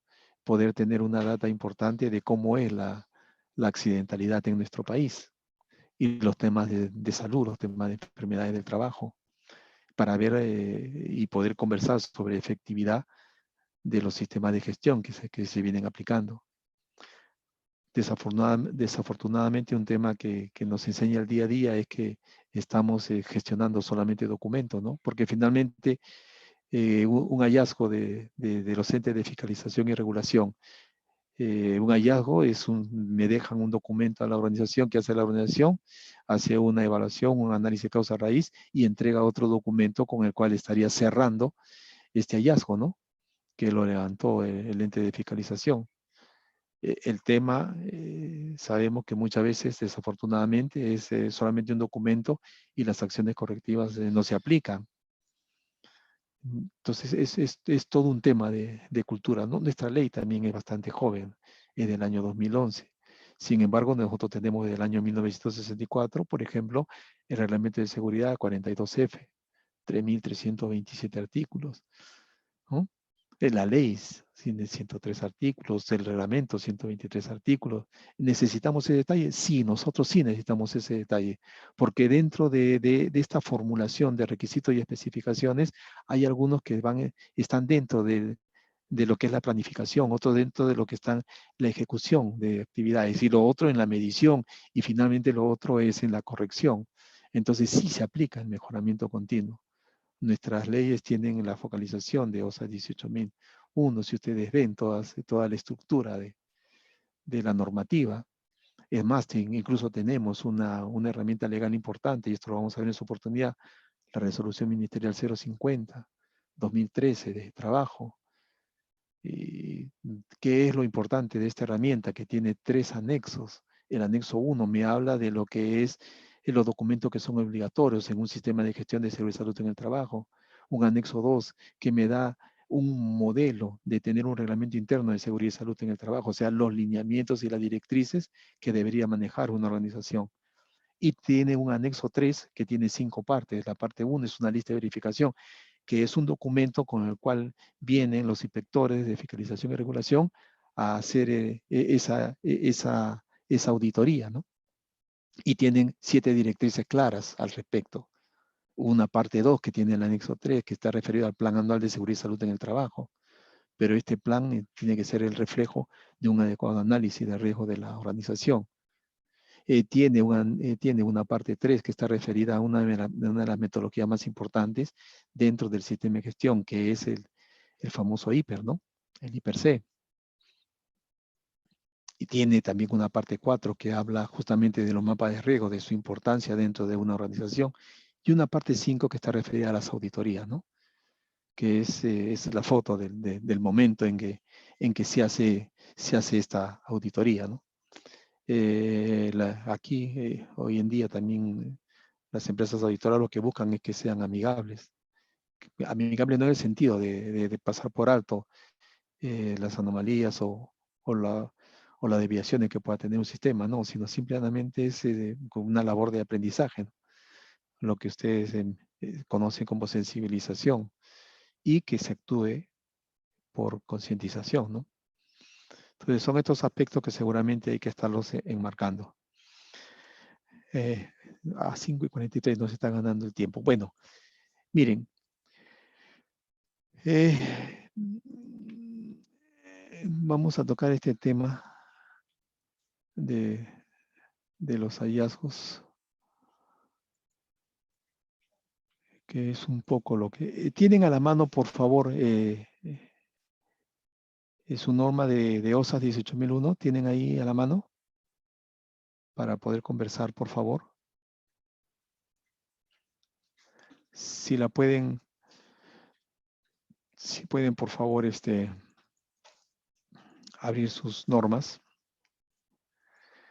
Lo importante aquí dentro de esta normativa y por qué decimos que, y esa fue la tarea que pusimos, era que tengamos claro, por ejemplo, en OSA 18.000 y también en 45.000, qué es lo que especifica la norma, ¿no? Y ustedes pueden apreciar de que dentro de estas especificaciones está el tema de las cláusulas que son auditables, y que en este caso van desde que la cláusula 4 habla de los requisitos del sistema, y miren ustedes la importancia que tiene el hecho de tener claro que es un debe, que es un debería, y que es, en este caso, un puede. Debe es algo que se debe cumplir sí o sí la especificación. Por eso la importancia de tener claro qué es lo que debe hacer una organización. Y si ustedes van a las normas ISO 45001, es algo equivalente, sabiendo que ahora estas son normas de alto nivel. ¿Por qué alto nivel? Porque ahora todas las normas ISO van a tener 10 cláusulas, ya están alineadas, ¿no? 9001, 14001 y 45001 están alineadas, ¿de acuerdo? Donde aquí también lo importante, ustedes pueden apreciar que está referido al cumplimiento de especificaciones, ¿no? Aquí el tema claro, como lo hablamos en la clase pasada, el contexto de la organización, ¿de acuerdo? Donde es importante la interacción de las otras cláusulas, ¿no? Siendo importante y relevante lo que es el liderazgo, la planificación, el apoyo, la operación, la evaluación de desempeño y la mejora. Pero el tener claro lo que busca este documento, ¿no? Y todos los documentos de gestión, todos, ¿no? Que hay que tener claro las formas verbales. Debe, que indica cumplimiento de un requisito. Debería, indica una recomendación. Y un puede indica la necesidad de un permiso, una posibilidad o capacidad que le va a dar un valor agregado en la gestión de la organización. Y por eso es que cuando ustedes ya hacen la auditoría aplicando los criterios de la norma, ¿de acuerdo? Dentro de estos criterios de la norma justamente está el tema ya de su aplicación en función, ¿de acuerdo? A los debes, ¿no? Acá le hablan de debe. Debe. ¿De acuerdo? ¿Qué es? ¿No? El debe. Estos son los aspectos que se deben cumplir. Por eso dijimos en su momento la importancia de que ustedes pudieran ubicar esos debe, ¿no? Debe, debería y puede. ¿Hasta ahí está claro? Escucho, por favor. Profesor, en el caso de debe, debería, por ejemplo, para estos temas de auditoría en los registros de capacitaciones, como viene ya el contexto del COVID, las capacitaciones que son normalmente virtuales, en los registros, ¿está bien colocar en observaciones capacitación virtual o trabajo remoto? Sí. ¿O tiene que ir más o menos ya como sea la firma del... No, No, cada organización procedimenta cómo es que va a manejar su sistema de gestión, pero tiene que escribirlo previo, tiene que estar especificado. Por ejemplo, miren, esta es la misma norma, ISO 45001. La diferencia entre lo que le mostré es que aquí ya está marcado el debe, que es lo que a mí me ayuda para poder hacer una auditoría.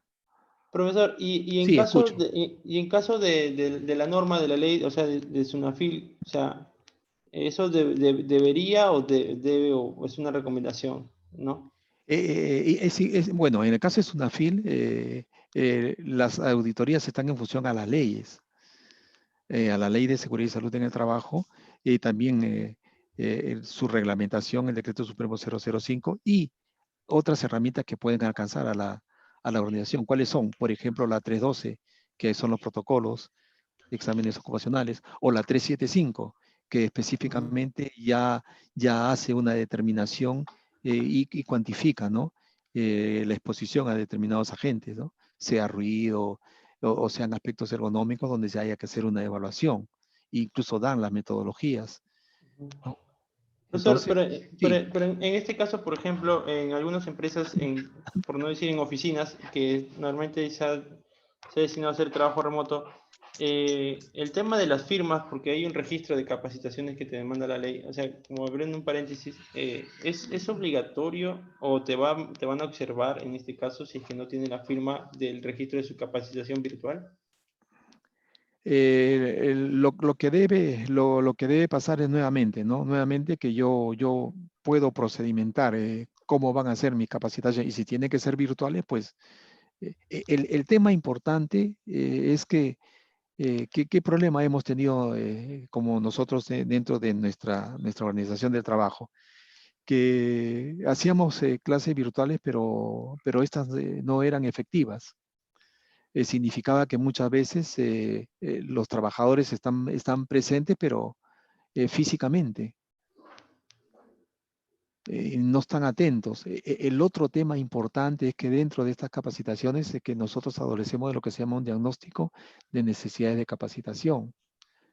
Miren, en una charla presencial, por ejemplo, ¿qué significa que hayan 20 trabajadores y mientras que el expositor habla de aspectos que para él son importantes, de los 20 participantes, 10 están con el celular y están chateando? ¿Qué significa eso? Perdón, sí, señorita, diga, señorita Sañero. O sea, en el tema presencial sería que a 10 personas de las 20 les interesa realmente el tema en el cual está exponiendo el capacitador. Y de ellos también se podría analizar cuántos realmente se van a llevar el mensaje que quiere dar el capacitador o el expositor. Es lo que usted menciona, pero eso también, ¿qué input podría uno recibir?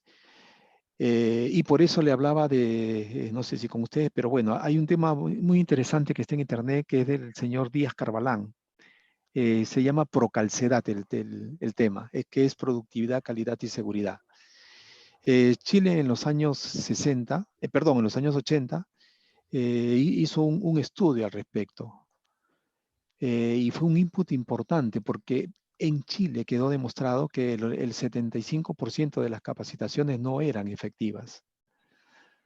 Y al no ser efectivas, entonces no le da, ¿qué cosa significa efectiva? Si yo estoy en una charla, esa charla tiene que darle un valor agregado a mi día a día, para que sea de mi interés. No es que no me interese, lo que pasa es que en ese momento no es de mi interés y por eso es que no tengo esa observación con respecto a la charla. No la aprecio. Porque cuando algo es importante dentro de mi trabajo y le va a dar un valor agregado, yo le voy a prestar toda la atención. Y algo de eso muchas veces pasa, incluso hoy en día que como estamos en estas charlas con ustedes, ¿no? Que son virtuales. Miren, ustedes son 51 alumnos. Hoy día solamente están 36. ¿Eso qué significa? ¿Que los que no participan, que no les interesa? No necesariamente significa eso, porque hay otros aspectos que seguramente no los estamos viendo. Y hay métricas que me ayudan, claro. Hay un tema tan sencillo, por ejemplo, que se llama la ventana de Johari. Busquen en internet para que ustedes puedan entender. Hay temas importantes, por ejemplo, dentro de la metodología de análisis de riesgo, por ejemplo, de la teoría del biorritmo, movimientos circadianos, el metabolismo basal. Hay muchos aspectos con los cuales se puede hacer este tema de análisis de riesgos. Por eso todo depende de las características. Sí, hay un micrófono abierto, por favor, escucho. Profesor, sobre el tema de auditorías también, por ejemplo, le pongo un ejemplo, en la empresa donde trabajo, se había planificado, ¿no?, una auditoría este año, pero por el tema del contexto del COVID se hizo una paralización. Entonces, recién se están retomando las actividades pues, a partir de noviembre, y el tema de la auditoría, hay una resolución que salió, ¿no?, de que las auditorías se van a dar plazo 90 días después de haber terminado la emergencia sanitaria para poder realizar, ¿no? Entonces, o sea, ¿habría una observación si lo realizo en febrero, en febrero, en enero del próximo año, o tendría que hacerlo este año, así como está en mi plan? A ver, yo les diría algo, o sea, ¿qué cosa aprendimos en una organización? Las auditorías al inicio nació con un error, con un sesgo, y era de que, porque las auditorías tienen que ser en otras áreas, no pueden ser en las áreas donde uno trabaja, en otros procesos. Pero empezó como un tema de rivalidad, ¿no?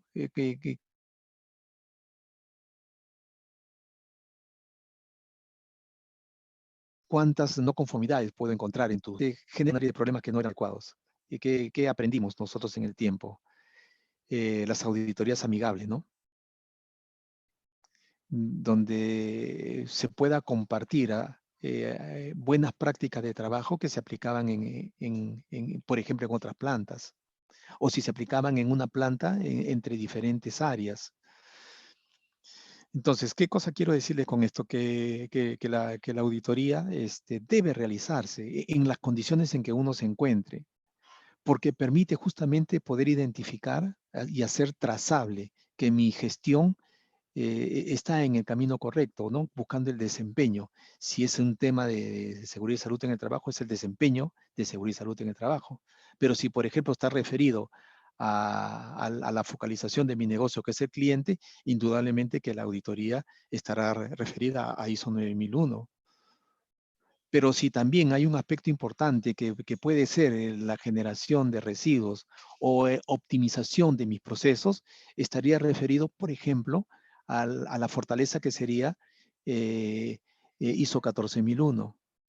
Ahora, las organizaciones no necesariamente deben aplicar sistema de gestión para certificar, porque yo puedo tener un sistema no certificado que potencializa el manejo de gestión. Entonces, hay organizaciones que, por ejemplo, no tienen certificación ISO 14001 porque es voluntario, nadie lo obliga, a nadie obliga a una organización, pero sí demuestran que tienen un manejo apropiado al respecto. Y en concursos, por ejemplo, si yo soy un proveedor, en una alianza estratégica, esa es mi ventaja competitiva.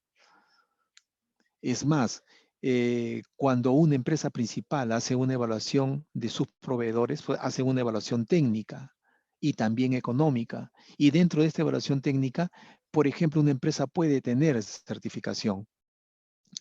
Pero si, por ejemplo, esta empresa que tiene certificación de gestión ambiental tiene hallazgos importantes de manejo, entonces la empresa principal se da cuenta de que esa certificación está solamente en función a documentación y no al aterrizaje, que es lo que le interesa.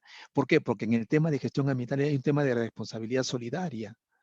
Cuando yo saco los residuos de mi organización, soy solidario y responsable por 20 años. Si yo saco hoy día residuos, son 20 años que yo tengo una corresponsabilidad. Y por eso es que no puedo trasladar esa responsabilidad a un proveedor. Siempre sigo siendo responsable. Entonces, mi sistema de gestión, ya manejando calidad, es que me dice la importancia que tiene la calificación de proveedores. Por eso yo puedo manejar tranquilamente estos 3 sistemas, ¿no? Lo puedo alinear, y más hoy en día, donde estas 10 cláusulas, porque ya son sistemas de alto nivel, antes tenía que buscar esa equivalencia, hoy en día ya no. Ya tengo esa equivalencia y a través de esa equivalencia que puedo trabajar. Por eso que ustedes pueden ver que el incumplimiento de una tarea dentro de una actividad puede incluso determinar que este hallazgo puede impactar de manera equitativa en calidad ambiental, seguridad y salud en el trabajo, responsabilidad social, gestión ética, en fin, sistema de gestión de seguridad vial, ISO 39001. En fin, son todos estos aspectos que podemos marcar. ¿Hasta ahí está claro lo que vamos conversando? Sí, profe, todo claro. Bien, mire, ya van a ser las 6, pero bueno, yo les voy a remitir a ustedes hallazgos de auditorías OSA 18001 y también su equivalencia en ISO 45001, porque esto es parte de la práctica y parte del examen. Entonces, yo les voy a alcanzar a ustedes algo desarrollado para que por favor lo chequeen con detenimiento. Podemos, si nosotros quisiéramos aplicar rápidamente, y con esto discúlpenme ustedes, para poder trabajar estos aspectos. Cuando estamos hablando esta es una auditoría que se realizó a un área importante, y dentro de esta auditoría, por ejemplo, ¿qué es lo que determinó ese análisis, ¿no? En la auditoría realizada en el área de elaboración, por ejemplo, dice, se verificó que la aplicación de las acciones correctivas, ¿de acuerdo? Producto de los análisis de los accidentes, está circunscrita solamente al área donde sucedió el accidente y no contempla, por ejemplo, un análisis más amplio que pueda abarcar incluso condiciones similares de accidentalidad a nivel de planta o interplantas. Si fuera a nivel de planta, por ejemplo, y si fuera un accidente que estaría referido, imagínense ustedes un mecánico de planta. Un mecánico de planta está por toda la planta. El hecho de que le ocurra un accidente en una determinada área, que puede ser de repente un salón de envasado, no significa que las características de la actividad que él desarrolla también puedan determinar que se pueda accidentar de manera similar, por ejemplo, en el área de elaboración o en el área de productos terminados, porque finalmente en todas estas áreas hay bombas, que es su trabajo específico y rutinario de esta persona. A esa estaba referida esta observación. Ahora, si eso ocurre en una planta, ¿qué pasa con las otras plantas si las labores son equivalentes? Ya le decía, ¿no? Los sistemas, los procesos son equivalentes. ¿Dónde está la diferencia? En los trabajadores. Un mecánico de planta de una planta A hace las mismas labores que un mecánico de planta B o C. A eso estaba referida, por ejemplo, esta observación. Nuevamente, no se está buscando un culpable. ¿Qué cosa es lo que se está haciendo? Se está buscando justamente la debilidad que puede tener el sistema de gestión de una planta comparativamente con otra planta. Acá también nos dice que se observó una condición subestándar respecto al estado de los pisos a la salida de un pasteurizador. ¿De acuerdo? Y el laboratorio de envasado que no han sido reportadas, ¿no? A través del sistema de reporte de condiciones subestándar. Quiere decir que esta organización tiene un documento importante. ¿Y cuál es ese documento? El reporte de inspecciones. Entonces, ¿por qué? ¿Por qué una condición subestándar, que es importante, que estamos hablando de pisos, no fue atendida en su momento? ¿Qué está pasando porque un tema es la corrección y otro tema es el análisis, son las acciones correctivas? Vamos a conversar también este tema. Y, por ejemplo, otro hallazgo en una auditoría realizada a la función electricidad de la planta, se evidencian evaluaciones de riesgo en donde las medidas de control propuestas no justifican la valoración del impacto en cuanto a la reducción del índice de severidad. Sí, profesor, disculpe, yo soy Don Sí, Miguel. ¿Está presentando alguna presentación? Porque se nota la parte de auditorías OSA 18. Sí, son 3 hallazgos. Son 3 hallazgos de lo que le estoy hablando. Estos son 3 hallazgos. Lo que tenemos que hacer es lo siguiente. Por eso les decía, le decía lo siguiente. Esos hallazgos, ¿cuál cláusula es en la que están impactando? Planificación, ¿no? Para verlo mejor. Vámonos mejor a estos hallazgos.